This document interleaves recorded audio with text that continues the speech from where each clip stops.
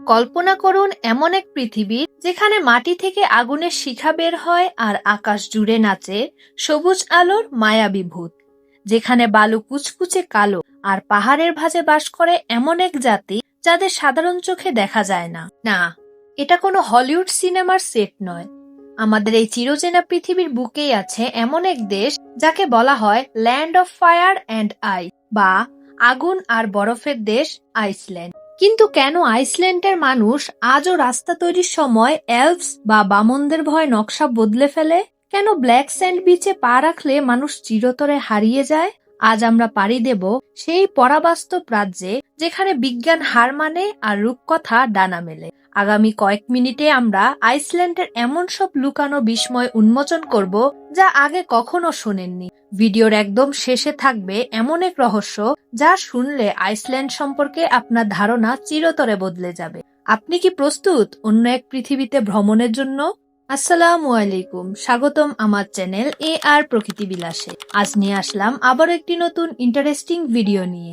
আইসল্যান্ডে পা রাখলে প্রথমেই যা আপনার চোখে পড়বে তা হলো এখানকার আকাশ। শীতের রাতে যখন অন্ধকার নেমে আসে তখন নীল আর সবুজের এক মায়াবী আলোয় আকাশটা নেচে ওঠে। একে আমরা বিজ্ঞানের ভাষায় বলি অরোরা বোরিয়ালিস, কিন্তু স্থানীয়দের কাছে এটা সির্ফ কোনো প্রাকৃতিক ঘটনা নয়। প্রাচীন নর্ডিক কিংবদন্তি অনুযায়ী এই আলোগুলো হলো দেবদূতের বর্মের প্রতিফলন বা মৃত আত্মাদের পথ চলা।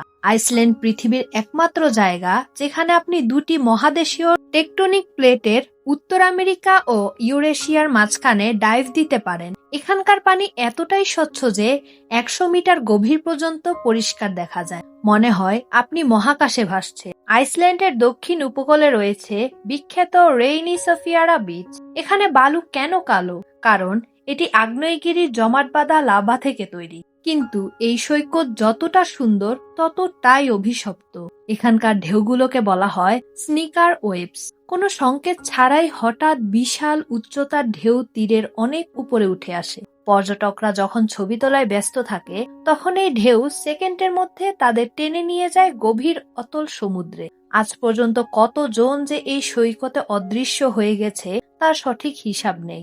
অনেকে বলেন সমুদ্রের অতলে লুকিয়ে থাকা কোনো দানব তাদের টেনে নেয়। আইসল্যান্ডের সবচেয়ে বড় বিস্ময় হলো এখানকার মানুষের বিশ্বাস। তারা আজও মনে করে তাদের চারপাশে বাস করে হুলদ ফক বা অদৃশ্য মানুষ।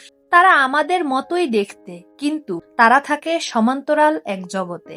আইসল্যান্ডে রাস্তা তৈরির সময় যদি কোনো বড় পাথর পড়ে তবে ইঞ্জিনিয়াররা সেই পাথরটি না সরিয়ে রাস্তা ঘুরিয়ে তৈরি করেন, কারণ তারা বিশ্বাস করে ওই পাথরে কোনো এলফ বা পরীর পরিবার বাস করে। তাদের বিরক্ত করলে আইসল্যান্ডে নেমে আসবে মহা বিপর্যয়। এমনকি আইসল্যান্ডে এলফ স্কুলও আছে যেখানে এই রহস্যময় জাতি সম্পর্কে পড়ানো হয়। আইসল্যান্ড হলো 10,000 জলপ্রপাতের দেশ, কিন্তু এর মাটির নিচে কি আছে? আইসল্যান্ডে রয়েছে 30টিরও বেশি সক্রিয় আগ্নেয়গিরি। 2010 সালের আইএফিয়াতলায়কুতল আগ্নেয়গিরির অগ্নুপাত পুরো ইউরোপের মহাকাশপথ স্তব্ধ করে দিয়েছিল। আগুনের নদী আর বরফের স্তূপ যখন একসাথে মেশে তখন সেখানে তৈরি হয় এক অপার্থিব দৃশ্য যা মানুষের কল্পনাকেও হার মানায়। আইসল্যান্ডের নির্জন মরুভূমিতে একটি পরিত্যক্ত বিমানের কঙ্কাল পড়ে আছে। 1973 সালে মার্কিন নৌবাহিনীর একটি বিমান এখানে জরুরি অবতরণ করে। আশ্চর্যের বিষয় হলো বিমানের সবাই অলৌকিকভাবে বেঁচে গিয়েছিলেন, কিন্তু আজও কেউ জানে না ঠিক কেন বিমানটি নিয়ন্ত্রণ হারিয়েছিল। জনমানবহীন এই জায়গায় বিমানের ভাঙ্গা অংশটি আজও এক ভুতুড়ে পরিবেশ সৃষ্টি করে রেখেছে। আইসল্যান্ড কোনো সাধারণ পর্যটন কেন্দ্র নয়, এটি প্রকৃতির এক অদ্ভুত গবেষণাগার যেখানে আগুন বরফকে শাসন করে আর রহস্য শাসন করে বিজ্ঞানকে। হয়তো কোনোদিন বিজ্ঞান এলফসদের অস্তিত্ব প্রমাণ করবে, কিংবা ব্ল্যাক স্যান্ড বিচের অদৃশ্য হয়ে যাওয়া মানুষদের খুঁজে পাওয়া যাবে। কিন্তু ততদিন পর্যন্ত আইসল্যান্ড পৃথিবীর বুকে এক টুকরো অমীমাংসিত স্বর্গ হয়ে থাকবে। আজকের এই ভিডিওটি কেমন লাগলো কমেন্টে জানান। ভিডিওটি ভালো লাগলে লাইক করুন, কমেন্ট করুন, শেয়ার করুন। ফেসবুক থেকে দেখে থাকলে ফলো দিন এবং ইউটিউব থেকে দেখে থাকলে সাবস্ক্রাইব করুন। দেখা হচ্ছে পরবর্তী কোনো রহস্যময় ভিডিওতে। সেই পর্যন্ত ভালো থাকুন, সুস্থ থাকুন। আল্লাহ হাফেজ।